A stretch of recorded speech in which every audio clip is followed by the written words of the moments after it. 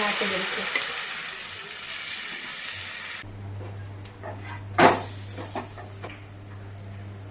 ચારે તરફ થોડું થોડું તેલ નાખી દઈશું. ચાલો જમવાનું થઈ ગયું તૈયાર. જો કેટલો મસ્ત જબરો.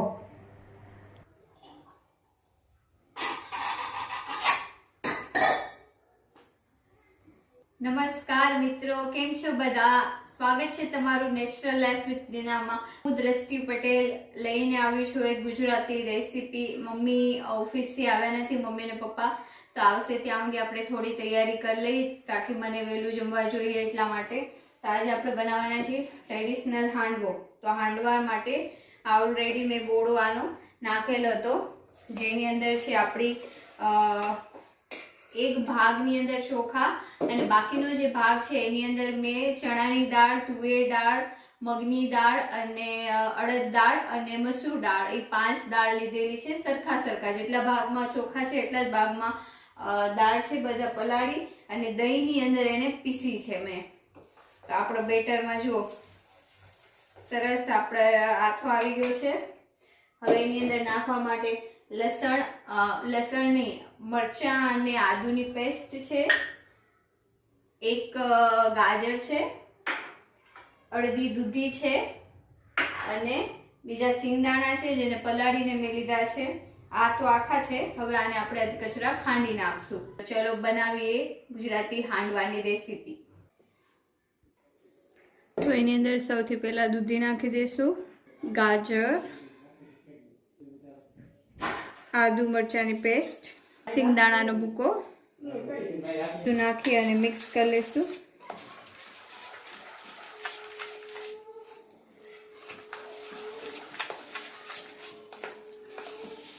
હવે આને રેસ્ટ થવા દઈશું 5 મિનિટ અને એના પછી આપણે સૂકા મસાલા બધા નાખશું. તો જો 10 મિનિટ થઈ ગઈ છે, આપણે રેસ્ટ આપ્યું અને વેજીટેબલ નાખીને હવે મસાલા નાખી દઈ સૂકા. તો અડધીથી ઓછી ચમચી જેટલું લાલ મરચું, કેમ કે લીલું મરચું આપણે નાખ્યું છે એટલે અડધી ચમચી હળદર, 1 ચમચી ધાણા પાવડર, ચમચી જીરું પાવડર, સ્વાદ અનુસાર નમક અને હવે સાકર નાખશું, કેમ કે ગુજરાતી ટ્રેડિશનલ હાંડવો છે એટલે.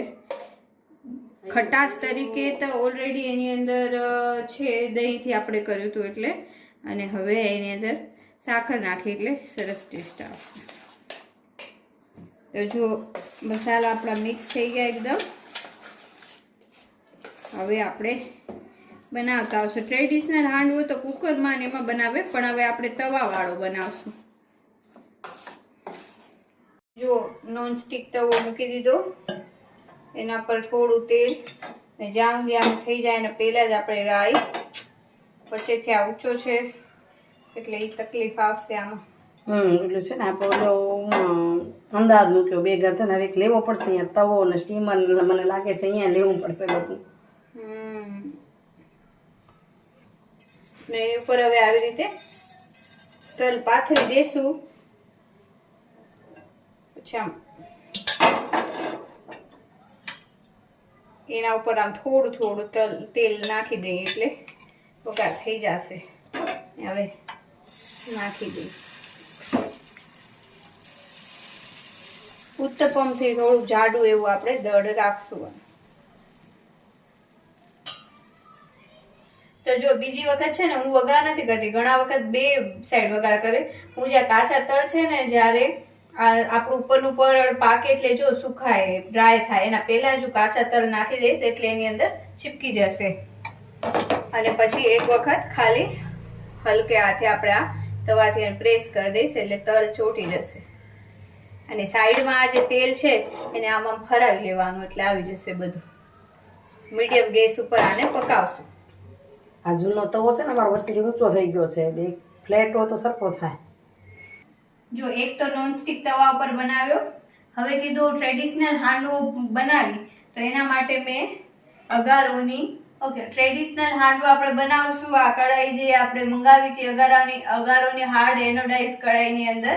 તો આ છે આપણી અગારોની હાર્ડ, જેમાં 13 mm ની એની વોલની થિકનેસ છે, જેની અંદર ચીપકતું નથી. તો ચલો આજે હાંડવામાં ટ્રાય કરીને બતાડી.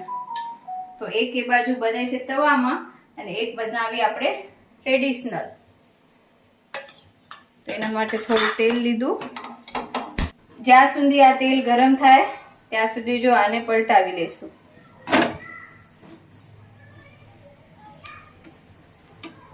હજી એક વખત આને પલટાવીને પકાવશું એટલે થઈ જશે મસ્ત ગોલ્ડન ક્રિસ્પી. હવે જો આ તેલ ગરમ થઈ ગયું છે તો એની અંદર રાઈ, જીરું,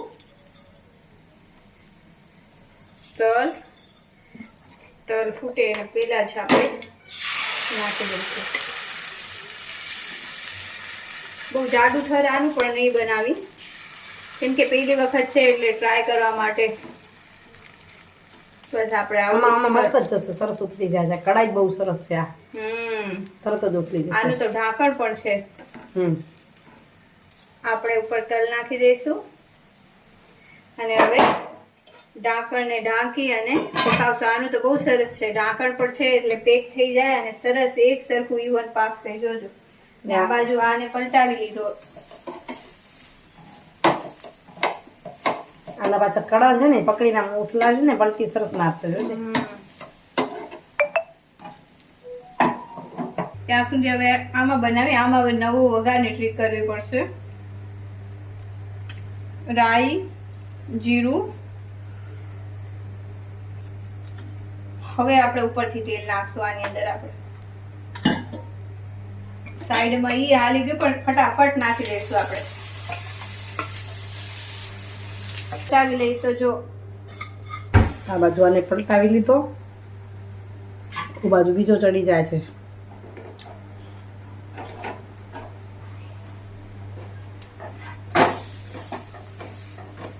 મસ્ત પલટી ગયું એકદમ. હવે આમાં સાઈડમાં તેલ નાખશું આપણે.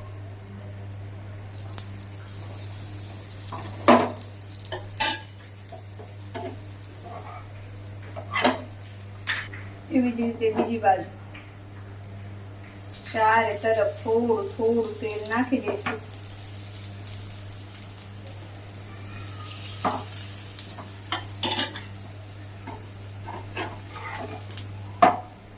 અંદર પણ જતું રહીએ. થઈ ગયો, થઈ જવા આવ્યો છે. ઊંડો છે, જરાક તૂટી ગયો નહીં. હા, ઉથલાવામાં મારી જોડે જરાક તૂટી ગયો. આમ હાથ મારો બેસ્યો નહીં. એ તો દષ્ટીનો તો બનાવવાની બહુ પાવર થાય. જો ઓલી બાજુ જો કેટલો જબરો ઉથલાવી લીધો. આમાં ચોટ્યું નહીં. જો કેટલું સરસ પડ થઈ ગયું. પણ જરાક ઊંડું છે ને તો આપણા ઉથલાવામાં થોડું આમ કરીને આમ પલટાવતી હતી એમાં બેન્ડ થઈ ગયો. બાકી ચોટતું નથી. એ ટેસ્ટ પાસ થઈ ગઈ છે. બરાબર છે.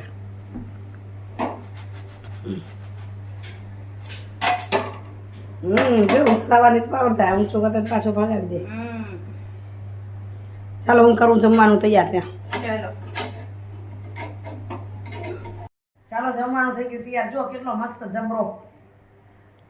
હવે મને ઓલટાને બીક લાગે આવડો મોટો પલટાવવામાં. ને એવું જો ઊંડામાં નાખ્યો થોડો ગરબડ જેવું થઈ ગયું. થયો સરસ છે. એ થોડો ઓલો થયો. આ બાજુ જુઓ, મારી ફ્રેન્ડ ના ઘરે ગઈ હતી રત્ના પર તો દાડમ મળ્યા છે. વાહ, ફેવરેટ દાડમ સારમ. આમાં બરફી મળી છે એને પપ્પાના ફ્રેન્ડ પાસે એટલે કાંકથી કાંક ને કાંક મળ્યા રાખ્યા છે. આપણું કામ આલ્યા રાખેલું. તે ખાલી ખાવાનું હોય કે કોઈ આપવાનું પણ હોય કંઈક નહીં તો જ મળે ને. સામે સામે હોય નકા કોણ દે. હા, એ જ વાત છે. કંઈક આપવાનું હોય કંઈક ચકવાનું હોય. ચલો જમી લઈએ. ચાલો જમી લઈ. હાંડવો આમાં ખજૂર આમલીની ચટણી છે. આમાં ગ્રીન ચટણી ઘણી મજા આવે પણ આજે આપણી પાસે ખજૂર આમલીની ચટણી છે. આજે એના સાથે ખાવશું ઢોકળાની જેમ, ખમણની જેમ. હાથ ફૂટો આવે કેવું આવે ખબર પડશે. મિત્રો જમી લીધું, ફ્રી થઈ અને હવે જો પથારી કરી તૈયારી ગોઠવી. ત્યાં સુધી વિચાર્યું કે સુવિચાર રહી ગયો છે. સુવિચાર લઈને કારણ કે વિડીયોની શરૂઆત જ દ્રષ્ટિએ કરી હતી. સવારમાં શરૂઆત નથી થઈ, હાંડવો કરવા માંડીને શરૂઆત થઈ. એટલે એક ટૂંકમાં સુવિચાર લઉં તો કહું કે ઘણી વખત શું થાય કે જગતમાં મત મતાંતર હોય અને મત મતાંતર પરની વાત કરીએ તો કે પોતાના મતથી કોઈક વ્યક્તિ અલગ મત ધરાવે છે તો એને મૂર્ખ ન ગણવો જોઈએ. ઘણા લોકો શું કરે કે પોતાના મત સાથે જે ભળે ને એ જ વ્યક્તિ બુદ્ધિમાન, નહીં તો એને કહેશે ના રે એને કઈ સમજણ નથી. તો પોતાના મતથી જુદું મત ધરાવો એને મૂર્ખ ગણવો એ પોતે જ મૂર્ખની નિશાની છે. કારણ કે મત મતાંતર હોઈ શકે, એ એની રીતે સાચા વ્યક્તિ હોઈ શકે. દરેકને પોતાનો વિચાર રાખવાની, પોતાની રીતે વિચારવાની અલગ અલગ શક્તિ હોય છે. અને એથી વિશેષ એમ કહીએ ને તો એમ પણ કહી શકાય કે ક્યારેક તમને એવો અણગમતો અનુભવ થાય. મૂર્ખ અને મૂર્ખામીની જે વાત કરું છું એમાં કે એક અણગમતો અનુભવ ક્યારેક મનગમતો જીવનને વળાંક પણ આપી શકે. બરાબર, ચાલો અહીં વિડીયોનું કરું છું એની. અને હા, બેનો એક દાણુના પિક્ચર પણ આપવાનું કીધું છે. હવે આ વિડીયોમાં અપાય છે કે આમાં તો કદાચ નહીં અપાય, તો બીજા કોઈ વિડીયો આનાથી પહેલા પણ આપી શકાય અને પાછળ પણ હોઈ શકે. ચોક્કસ તમારા પિક્ચર આપશો. અને વિડીયોનું કરું છું એની. આવજો મિત્રો, બાય બાય. જય જય ગરીબ ગુજરાત, જય ભારત અને જય હિન્દ. Bye bye. ઓમ નમો શિવાય. હરિઓમ.